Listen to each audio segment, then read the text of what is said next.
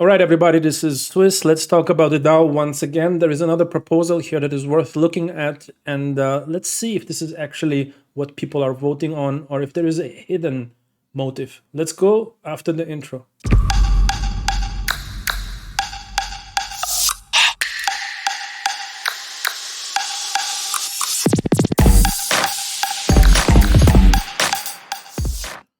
All right, so a couple of guys, Ina, I think, did point out that there is this interesting Decentraland proposal currently outstanding. Initially, I created a video around discussing this particular proposal and what I think about it and how we should improve it. There's actually quite an interesting discussion going on in the forum that I would suggest you to check out and contribute to. But, in the end of the day, I realized that the discussion here is really not about this particular proposal, although it is very important and I would much rather talk about it.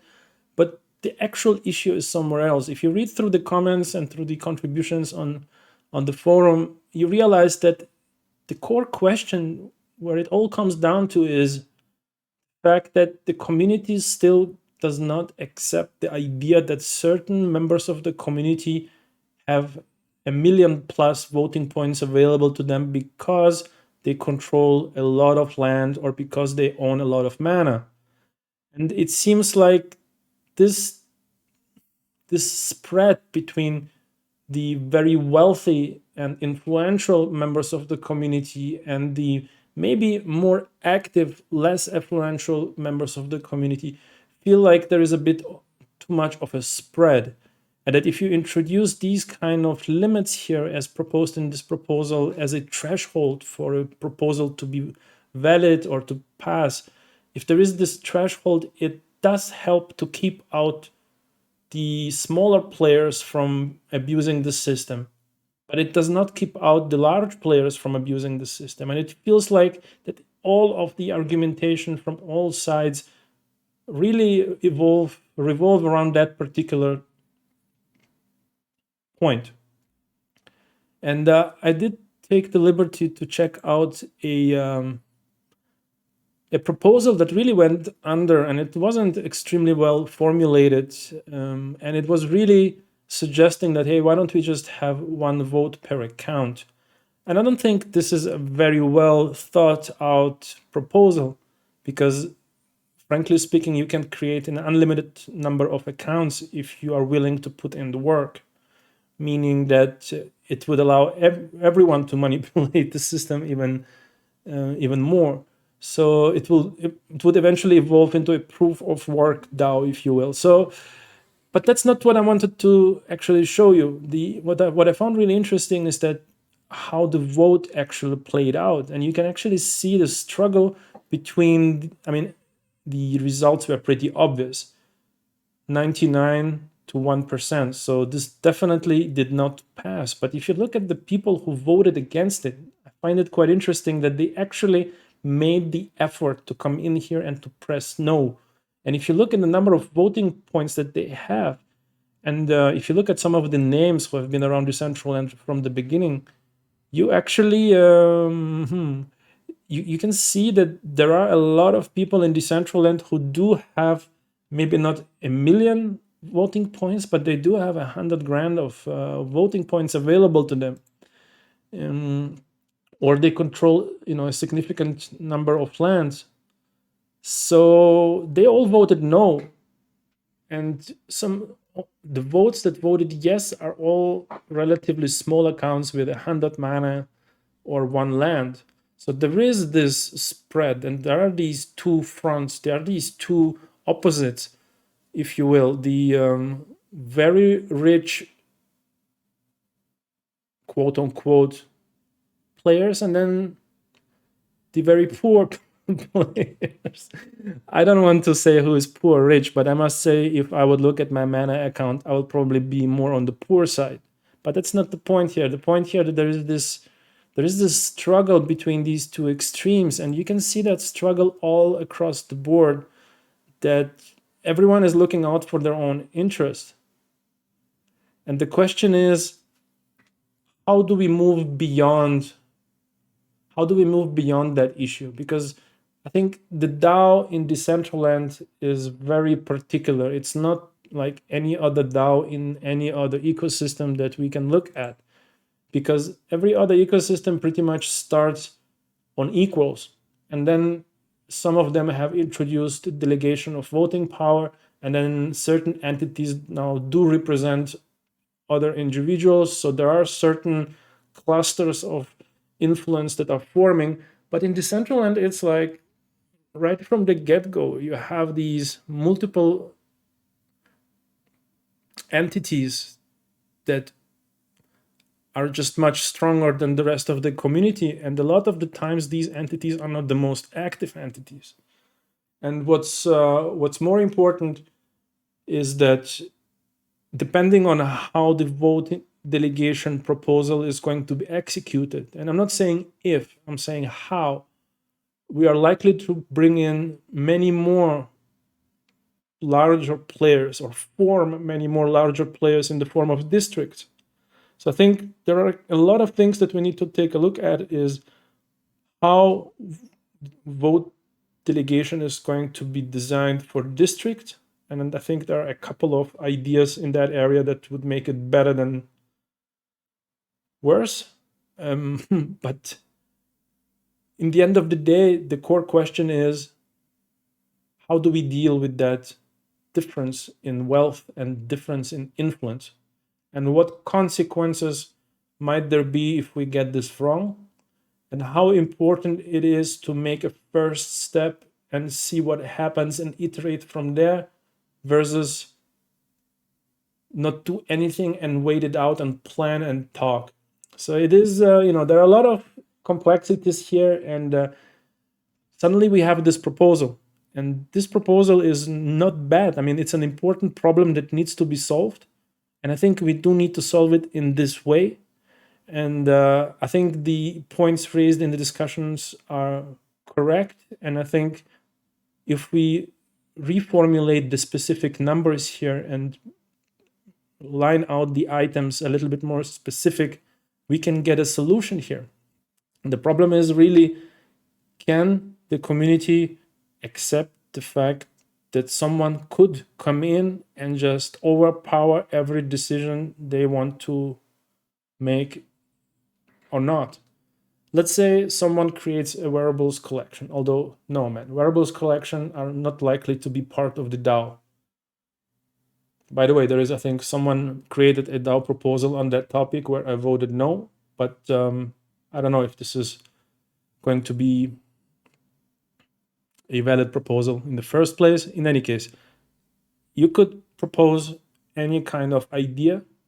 You could ask for a grant for $500, and one single larger player could just consistently block you from getting it by voting no. So this is the worst case scenario, I would say, for the individual who is fearful of this solution, right? Or actually, it's not a solution. Right now, it's a fact. We have those players, and based on how the system is put together, they have that power. So I mean, I do not currently see a clever solution that would allow to mitigate that risk. Maybe someone could come up with a formula that would be, limiting the power of the very large players in such a way that they would still be happy with it, and where the community would be happy with it. But I do not see that formula after quite some time thinking about this, how this could potentially play out. But I know we have a couple of guys who have the capacity to maybe come up with something. So in the end of the day, the way I think about it is that I have to accept the fact that some people had the foresight to come to Decentraland and purchase a lot of land when it was cheap. And they had the expectation that owning that land and mana would provide them with more influence in Decentraland. And now the moment has come where the DAO is active, and now they want to take advantage of their rights. And it feels like they should get the right. They should get what was promised to them. And I think we need to trust that they will act in a rational manner and that they will not irresponsibly block smaller players from progressing, and they will not damage the community with irresponsible behavior. And should they do, I have a feeling we will find a way to punish them if it's required. But I don't think it's in their interest. I think the only thing they worry about is their own interest. And I think for the most part, their interest should be aligned with the rest of the community. And in the end of the day, who says that the big players all have the same interest? I mean, if I look at some of these guys, I mean, there are no big whales in here, but altogether they actually managed to gather quite a lot of voting points. So there are influential players who could help you get something done if they want to. So I don't know, guys. It's a difficult topic, and it feels like we need to overcome this fear from big players. We need to trust that they are reasonable, and we need to trust that they're going to act in the benefit of everyone. But I think we need to be careful about creating new entities that will not represent the community. And I think we need to make sure at the district level that individual contributors to the districts consciously pass on their votes and delegate their votes in a conscious manner by clicking a button with actual friction, with actual work. They need to pass on that vote if vote delegation is going to be a thing in Decentraland, in order to avoid creating additional very large players, unless they manage to gather those votes from their constituents. And at the same time, should that vote delegation proposal really pass, we will have also this opportunity. You will also have the opportunity for people to delegate votes to you. And maybe people from those districts might be delegating votes to you because they are preferring your vision of Decentraland or a particular issue. As long as those individual votes have the liberty to choose, change, remove their votes from their initial choice, I think everything is fair. And those guys who we call whales, who do own a lot of stuff in Decentraland, they probably have earned the right to have special privileges. So yeah, I think having said that, if we come back to this particular proposal here, I would say if we lower the thresholds to something more reasonable, but still high enough not to be easily reached, this is a great proposal. And I think we need to single out at least the point of interest additions, because a lot of people would like to have their build on the map, and they might just vote no on the whole proposal here because they want to have their build on the map. And if the threshold is 500,000 voting points, they will never be able to reach this without mobilizing a quarter of the active community to pay attention to their point of interest addition. And a lot of the time, it's probably not as great as they think, and they will never actually get this through. So then the question is really, do we want to have more point of interest on the map at this point in time? And I would maybe even argue that we want that at this point of development, because frankly speaking, at this point in time, any kind of good build on the map is a point of interest. Now, in 12 months, that might not be the case, and we will have way too many low quality builds on the map. And I think one way around that is to limit a point of interest addition for 12 months, let's say, and then you would have to resubmit it. You have to requalify for it. That would kind of mitigate the spam issue as the Decentraland map evolves. This could be a solution, for example.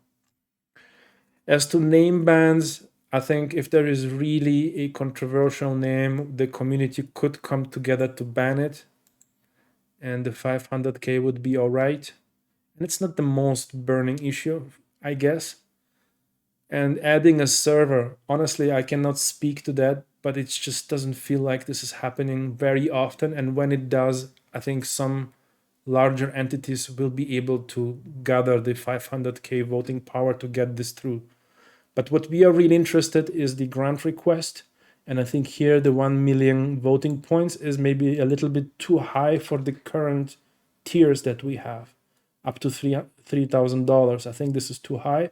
Should we get into more serious tiers going forward, the 1 million voting power should definitely be a good threshold to reach only for the serious proposals to survive. One thing I'm missing here is some kind of threshold on the actual polls. Polls such as this one here. It's not mentioned in this proposal, and I'm curious why. And I think this is also tied to the whole question of these polls not being binding and how this is to be interpreted. So yeah, I think this is my view on this particular proposal. I know this is a little bit of a larger question, but I think the community needs to make up their mind how much of a risk they're willing to accept from larger players, how much trust we can give to them. And it also depends on their goodwill and their ability to properly behave inside that new ecosystem and understand that with their power, there is also some responsibility. And I think we also need to understand that nothing is put in stone. If we see bad behavior from large players, I feel like we would have some leverage to make a change there. And the Decentraland Foundation stays neutral. And I think they understand that they have a responsibility to find the balance at this important point in time. And they will not just leave us at the mercy of one or two players going forward. I'm curious what you guys think. I hope this made sense. This was probably way too long, but this is a complex issue. And I think we can resolve it if we are generous, optimistic, and courageous. All right, guys, this was Swiss. I talk to you soon. Bye-bye.